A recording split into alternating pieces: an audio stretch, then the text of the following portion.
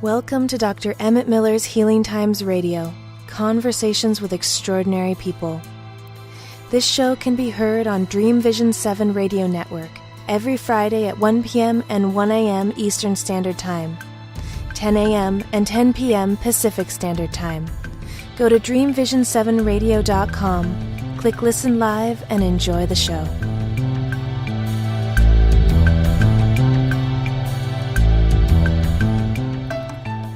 Hello, this is Dr. Miller. Welcome back to Conversations with Extraordinary People. Here, our goals are to look beyond the superficial, to encounter the essence of the human experience, to explore new and creative ways of meeting life's obstacles, challenges, and opportunities successfully. Our purpose is to discover new and powerful ways of healing, balancing, and optimizing the function of mind, body, emotion, behavior, and spirit. And at this time in history, we desperately need to heal and transform at both the individual and the collective level.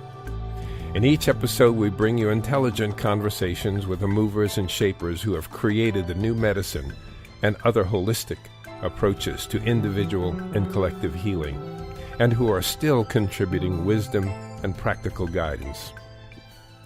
Along with this, you will receive practical tools and experiential guided imagery meditations to help integrate the wisdom our guest brings us. So, once again, it's time to relax, focus your mind, and open your heart to the power within. Welcome to another paradigm-shattering conversation. Today's guest is Kimberly Braun. Light as a spring breeze, and sweet as the call of a morning dove, Kimberly floated out to California to pay me a visit, and the result was this conversation. In it, we explore the natural spirituality, the power, purpose, and value of silence, the role of the still, small voice within. Awakened at the age of 5, the tender age of 5, to a profound inner sense of peace, Kimberly was led to become a Carmelite nun, spending most of her time in silence and in chanting. Can you imagine that? Pretty soon afterward, there was a call to build a new monastery, but no one to contract to build it. So with no experience at all, Kimberly took over the job as the general contractor, built an amazing monastery. And that story is very well told by Kimberly on her TED Talk. So look up TED Talk, Kimberly Braun, B-R-A-U-N. At any rate, in time she felt called to leave the monastery and enter the seminary for a graduate degree in psycho-spiritual development. Soon, she had her own company and has become a highly sought-after speaker and retreat leader.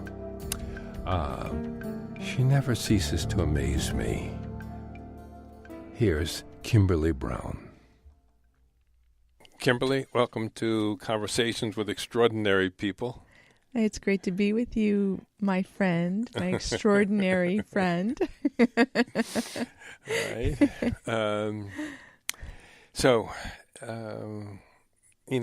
We talked a fair amount about you in our previous interview, our previous conversation, but for the benefit of those who may not have been here at that time, how about if you share just a little bit of the arc of how you got involved in what you're busy doing? Yes, well, it's my pleasure because it all comes from experiences that I had when I was about 5 or 6. And I found myself being taken into what I now like to call unitive experiences, where time seemed to stop and my body and my mind and heart would be taken into a deep experience of its own connection with source and self. And there was very little self-reflection in those days since I was so young. There was just the sweet enjoyment of the experience. And given my personality, there was a natural curiosity because I'm very curious by nature. So I had the experiences, but it wasn't simply about having them. I became incredibly inquisitive around what it was about because it gave me meaning. It gave me insight. It provided a mental rest and a way I felt that I was situated in the world. So it gave me purpose and meaning. And in that, then I was like, wow, then how do I stay there? What does it mean to stay there? And since this is what life is about, what could it possibly mean to be a friend to other people? Because it was a natural overflowing joy. I was filled with so much that I just wanted everybody else to have the same ice cream cone if they wanted. So there was a simplicity. There wasn't a sense of needing to be involved in it or an agenda with what it needed to look like. There was just that, wow, this makes me so happy. I want everyone else to have that happiness. So within that, I have always found that I've had a rudder and I've had the sails and the boat and the wind in my sails to navigate the territory of my life. And in that life has been a growing surrender into the unconscious parts of myself and coming into greater wholeness. So I love the direct experience that there was a coming to the source and an inherent knowing that I wasn't going to stay in that experience, that experience was to give me a taste of fullness so that I could walk my path to move and become more and more, not necessarily in an ecstatic state all the time, but in a place of wholeness in the impermanence of life. And so in time, in some way, this led you to the monastery. It did. It was in many ways very unexpected and in other ways really obvious. I found growing up in a Catholic family where my mom and dad were very involved in charismatic gifts along with us just loving being part of the church community. I had a natural love of two things, of silence and prayer and of ritual. Ritual for me was this setup, this construct that beckoned me into wanting to toss myself into the unknown. So I loved stepping into that adventure, and ritual gave the chance to do that because it was always a setup so that I could go into the unknown parts. And that was exciting to me. So as I continued to grow and experience myself and experience a relationship with God, which has definitely changed in my own language. But back then it was definitely a relationship with God and God as a Trinity. The unitive experiences I was having, I looked for companionship and community, and they began to become huge. They were taking up hours and hours of my day in my late teens. And I was meeting with a lot of misunderstanding. I would try to find a spiritual director or others I could confide in, and they were too dramatic. And I was young, and I was definitely probably not someone that looked like some holy saint of sorts. I wasn't fitting the image you might have. And so I was a bit discouraged. I knew that I was having experiences that were ineffable, but I gave up on trying to find companionship and support. And a week after I gave up, a friend of mine put the autobiography of Teresa of Avila into my hands. And this is prior Interior Castle, which is her later work that's considered an autobiography. This was her early work. And right as I started to read it, everything she was recounting was what was happening in my life and in my heart and in my body. Wonderful. So I was weeping, and I'm reading it on the couch, and immediately I had a friend.